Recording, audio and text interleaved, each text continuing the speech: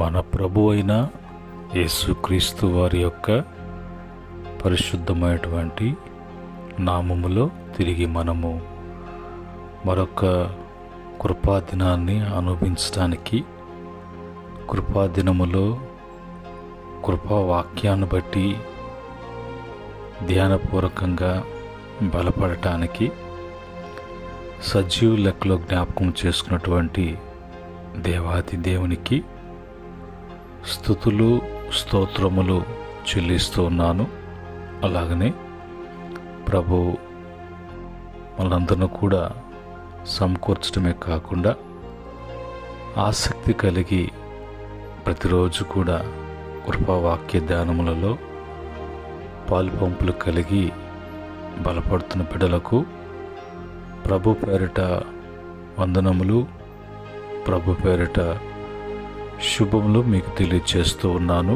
ప్రియమైన దేవుని బిడ్డలారా, ఈ సమయంలో దేవుని వాక్యాన్ని చదువుకొని ప్రార్థనాపూర్వకంగా వాక్యాన్ని మనం ధ్యానం చేద్దాం.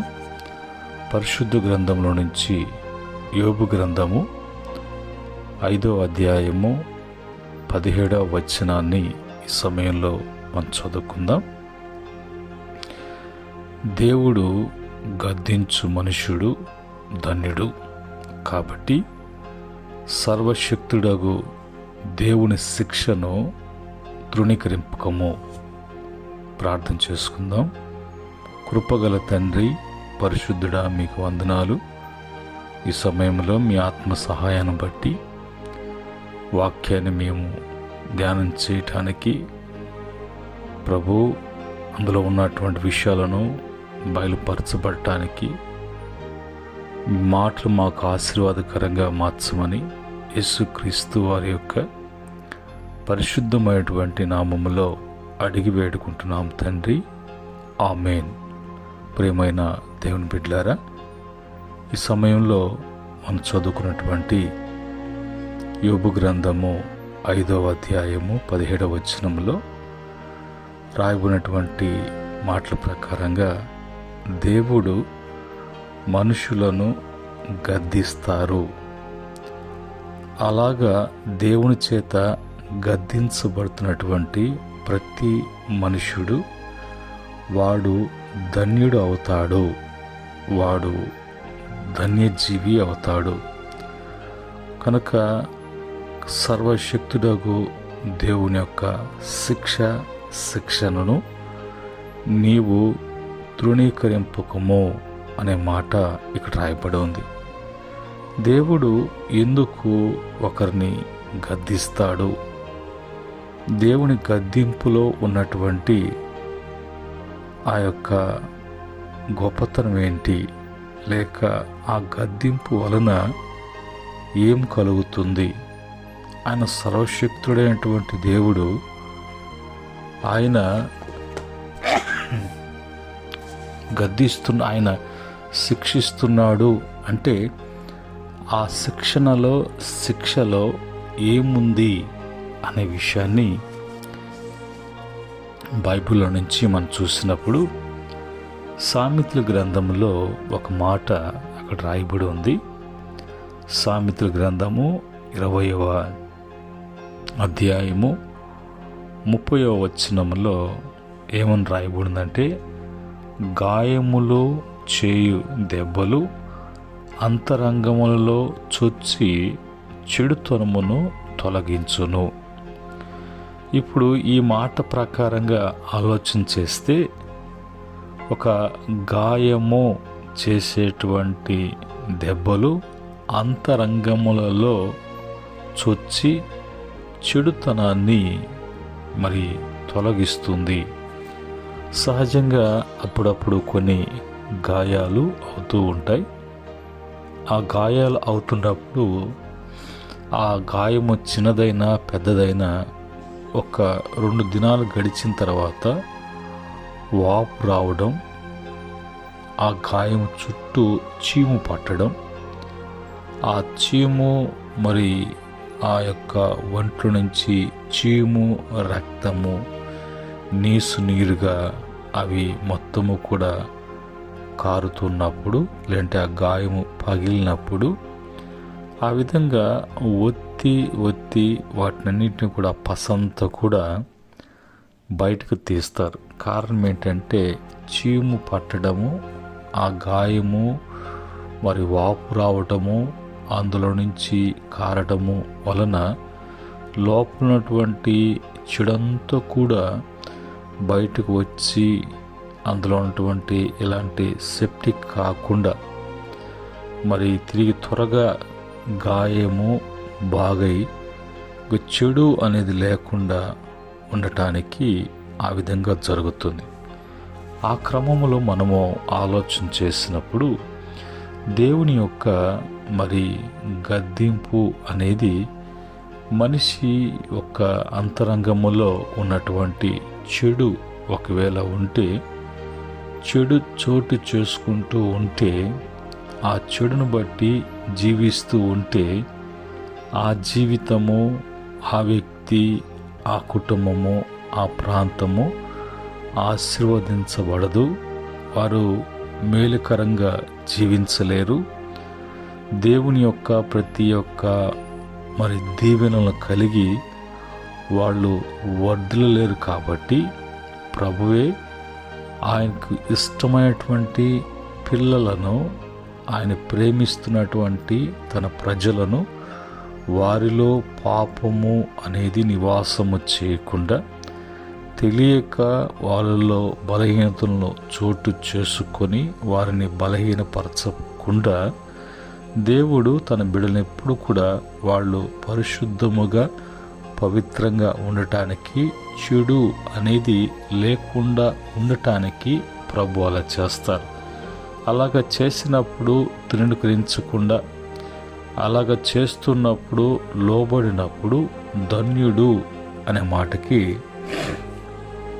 ధన్యుడు అంటే కొదువ లేకుండా, కొరత లేకుండా, సమృద్ధితో మరి తృప్తితో పోషించబడుతూ నడిపించబడుతున్నటువంటి జీవితము కలిగినటువంటి వాడు ధన్యుడు. ఇది మరి వాక్యములో నుంచి మనం తెలుసుకోవాల్సిన విషయాలు. ఇంకా ముందుకు వెళ్ళినప్పుడు యోబు గ్రంథము 5వ అధ్యాయము 18వ వచనములో ఆయన గాయపరిచి గాయమును కట్టును, ఆయన గాయము చేయును, ఆయన చేతులే స్వస్థపరచును. గాయము చేయటానికి మరి ఆ లోపలటువంటి ఆ చెడు రావాలి, ఆ పాపము అనేది అంతలో లేకుండా ఉండాలి అంటే ఆ యొక్క గాయము చేయాలి. గాయము చేసేటువంటి వాడు ఆయనే. చెడు బయటికి తీసుకురావటానికి తిరిగి ఆయన ఆ గాయాన్ని కట్టువాడు కూడా ఆయనే. అలాగనే మరి ఆ యొక్క గాయములను ఆయన చేతులే తిరిగి స్వస్థపరచును. దీనికి మరి నువ్వు అప్పగించుకునేటట్లుగా లేదంటే లోబడేటట్లుగా దానికి నీవు అంగీకారంగా ప్రభు యొక్క సన్నిధిలో సిద్ధపడుతూ ఉన్నప్పుడు దినదినము నీవు పరిశుద్ధతలోను పవిత్రతలోను దేవుని యొక్క దృష్టికి ఒక మంచి మరి జీవితాన్ని జీవించడానికి, ఆ యొక్క మంచి భక్తితో కూడినటువంటి విశ్వాస జీవితము బట్టి నువ్వు వర్ధిల్లటానికి ప్రభు యొక్క సహాయము అందించబడుతుంది. యోబు గ్రంథము 5వ అధ్యాయం 19వ వచనములో 6 బాధల నుండి ఆయన నిన్ను విడిపించును, 7 బాధలు కలిగినను నీకు ఏ కీడు తగలదు.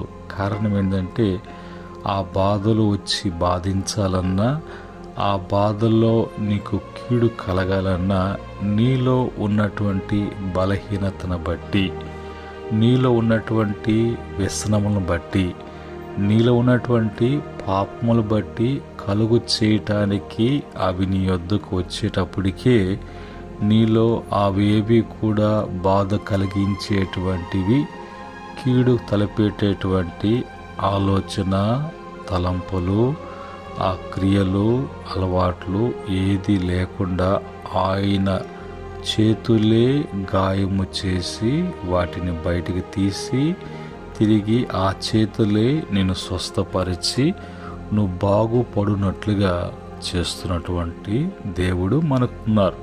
కనుక ఇవన్నీ కూడా మనము చెడుగా మరొక విధంగా ఆలోచించేసి కలవరపడాల్సిన అవసరం లేదు. ఇందును బట్టి ఒక గొప్పతనము, ఒక గొప్ప అనేది మనకి కలుగుతూ ఉంటుంది. నాలుగవదిగా దేవుని వాక్యం ప్రకారంగా యోబు గ్రంథము 5వ అధ్యాయము 20వ వచనములో క్షేమకాలమున మరణము నుండి యుద్ధ ఖడ్గ బలము నుండి ఆయన నిన్ను తప్పించును. కరువు దినాలు వస్తున్నాయి, యుద్ధ దినాలు వస్తాయి. అయితే నీవు లోకానుసారముగా లోక చిత్త ప్రకారం కాకుండా తండ్రి చిత్త ప్రకారంగా నువ్వు జీవించటానికి ఆయనకు అప్పగించుకున్నావు. కాబట్టి వాటన్నిటిలో నుంచి కూడా నీకు తప్పించేటువంటి భద్రత అనేది, రక్షణ అనేది దేవుని వల్ల కలగటానికే ప్రభు గద్దిస్తూ, శిక్షిస్తూ, గాయపరుస్తూ, కడుతూ ప్రభు నీ జీవితాన్ని ఆ విధంగా ఆయనలో నీవు కట్టబడేటువంటి అనుభవం, ఆయనలో అమర్చబడేటువంటి ఇది ప్రభు కలుగు చేస్తున్నారు. యోబు గ్రంథము 5వ అధ్యాయము 21వ వచనములో నోటి మాటల చేత కలుగు నొప్పి నీకు తగలకుండా ఆయన నిన్ను చాటు చేయును. ప్రళయము వచ్చినను నీవు దానికి భయపడవు. ఇతరుల యొక్క నోటి ఇచ్చకు ప్రభు నిన్ను అప్పగించడని, అలాంటి వచ్చినా కూడా అవి ప్రళయముగా వచ్చినా సరే అవి ఏవి కూడా నిన్ను ఏమీ చేయలేవు. నీవు భయపడాల్సిన అవసరం లేదు. నీవు భయపడవు, ఎందుకంటే ఆయన చుట్టూ నిన్ను ఆవరించి ఉన్నాడు. కాబట్టి ఏది వచ్చినా ఆయన దాటుకొని వచ్చి నీ వద్దకు రావాలి. ఏది చేయాలన్నా ఆయన దాటుకొని వచ్చి నిన్ను చేయాలి. నీలో ఏది జరగాలన్నా ఆయన యొక్క అనుమతిని బట్టి జరగవలసిందే. కానీ ఒకవేళ ఏది కూడా అవి యొక్క ప్రభావం ఎంత ఉన్నా, వాటికి ఎంత శక్తి ఉన్నా, సర్వశక్తుడైనటువంటి దేవుని యొద్దకు వచ్చి ఆయన దాటి మన యొద్దకు వచ్చినప్పుడే వాటి యొక్క క్రియలు. కనుక ఈ మాటలు బట్టి ప్రియమైన దేవుని బిడ్డలారా, ప్రభు ఎప్పుడు కూడా మేలు కొరకే ప్రభు మనలను సమకూరుస్తారు, కానీ కీడు కొరకు కాదు. ఇందును బట్టి మనకి ఇది కలిగించే లోకంలో ఎప్పుడు కూడా మనకు సంతోషము, ఆనందము, సమృద్ధి, ఆశీర్వాదము ఫలించాలా అని ఆలోచన చేస్తాం. మంచిదే, అలా చేయాలి, అలా ఉండాలని ప్రభు ఆలోచన. దానికి మనం తెలియకుండానే మనలో చోటు చేసుకొని మనలను నాశనం చేయటానికి పలు విధమైనటువంటి పరిస్థితులు, ప్రభావం, వాతావరణము, దుష్టుడు పొంచి ఉన్నాడు అనే విషయాన్ని మనం గుర్తెరగక ఆ సంతోషం, ఆనందములో ఏదో అయిపోయి ఏదో కావటానికి దారి తీయకుండా ప్రభువే మన పట్ల ఆయన గద్దింపులతో, శిక్షలతో, ప్రభు గాయములతో మనలను జాగ్రత్త పరుస్తున్న విషయాన్ని ఆత్మీయంగా, దైవికంగా గ్రహించి అందును బట్టి ప్రభుకి ఎప్పుడు కూడా కృతజ్ఞత స్తుతులు చెల్లించాలి. అందుకని యోబు భక్తుడు తన బిడ్డల విషయంలో ప్రతిరోజు విందు జరుగుతున్నటువంటి తన యొక్క బిడ్డల కుటుంబాలలో బట్టి వాళ్ళ సంతోషములో ఎక్కడ పాపము చేస్తారో వాళ్ళకు తెలియకుండానే వాళ్ళ హృదయాలలో గర్వము చోటు చేసుకుంటుందేమో అని ఎంతగానో భయముతోనూ, భక్తితోనూ, యథార్థతోనూ, నీతితోనూ చెడును విసర్జిస్తూ ప్రభువుకు అన్ని విషయాలలో లోబడి జీవించినటువంటి భక్తుని జీవితంలో అతను ఎప్పుడు కూడా వేకోనే దహన బలులు అర్పిస్తూ తను తాను, తన కుటుంబాన్ని కలిగిన యావత్తు కూడా దేవుని ఎదుట మరి వాళ్ళు యథార్థవంతులుగా ఉండటానికి, వాళ్ళు దేవునికి ఇష్టమైన కుటుంబంగా జీవించటానికి దేవుని యొక్క సంరక్షణ. అలాగనే యోబు కూడా పరీక్షించబడ్డాడు. యోబులో కూడా ఎలాంటి చెడు లేకుండా అతను పరిశుద్ధుడు, యథార్థవంతుడు, నీతిమంతుడు, యెహోవా యందు భయభక్తులు కలిగి చెడుతనాన్ని విసర్జించినటువంటి వాడుగా అని అతని గురించి ప్రభు రాయించి, ఆ పరీక్షల ద్వారా, ఆ యొక్క గాయాల గద్దింపుల ద్వారా అతను తిరిగి రెండింతలుగా ఇంకా ఆస్వాదించబడి బహుగా అతను వర్ధిల్లటానికి, విస్తరించటానికి ప్రభు కృప చూపించారు. కనుక ఈరోజు దేవుడు మరి కట్టడం అనేది దేవుని ద్వారా మనం కట్టబడేటువంటి వారముగా, గాయము చేసి ఆయన చేతులే కట్టును అన్నట్టుగా ఈరోజు కట్టబడేటువంటి అనుభవంలో మనం బైబిల్లో చూసినప్పుడు మొదటిగా 147వ కీర్తన 2వ చరణంలో యెరూషలేమును కట్టువాడు ఆయనే. రెండవదిగా మరి 147వ కీర్తన 3వ చరణంలో గాయములను కట్టువాడు ఆయనే. మత్తయి సువార్త 16:18 ప్రకారంగా సంఘములను కట్టువాడు ఆయనే. నాలుగవదిగా కీర్తన 127వ కీర్తన 1వ చరణం ప్రకారంగా గృహములను, కుటుంబాలను, జీవితాలను కట్టువాడు ఆయనే.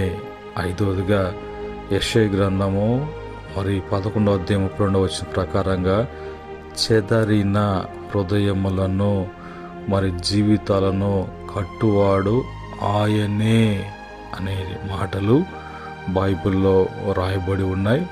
ఇందును బట్టి ప్రియమైనటువంటి దేవుని బిడ్డలారా, ఆయన చేతికి అప్పగించుకున్నప్పుడు ఆయన ఏ విధంగా కట్టాలో, ఏ విధంగా కట్టబడాలో, జీవితాలు ఎలాగుండాలని ప్రభు నిర్ణయించారో, ఆయన నిర్ణయానికి అప్పగించుకున్నప్పుడు దేవుని యొక్క మహా గొప్ప కార్యాలు చూడగలము. పైగా ప్రతి విధమైనటువంటి కీడు నుంచి, దోషం నుంచి, అపరాధముల నుంచి, పలు విధమైనటువంటి భయ ఆందోళనలు, అనేకమైనటువంటి ఘోరాలలో నుంచి ప్రభు మనల్ని భద్రపరిచేటువంటి దేవుడు మన జీవితాలలో ఆ విధంగా కార్యం చేయటానికి ప్రభు ఇష్టపడుతున్నారు. అలాగా ఇష్టపడుతున్నాడు కాబట్టి మన విషయంలో ప్రభు జోక్యం చేసుకుంటున్నారు. ఈ మాటలను బట్టి ప్రియమైనటువంటి దేవుని బిడ్డలారా, ఈరోజు దేవుడే మనలను కట్టువాడు. ఆయనకు అప్పగించుకుందాం, సరి చేసుకుందాం, సర్దిద్దుకుందాం.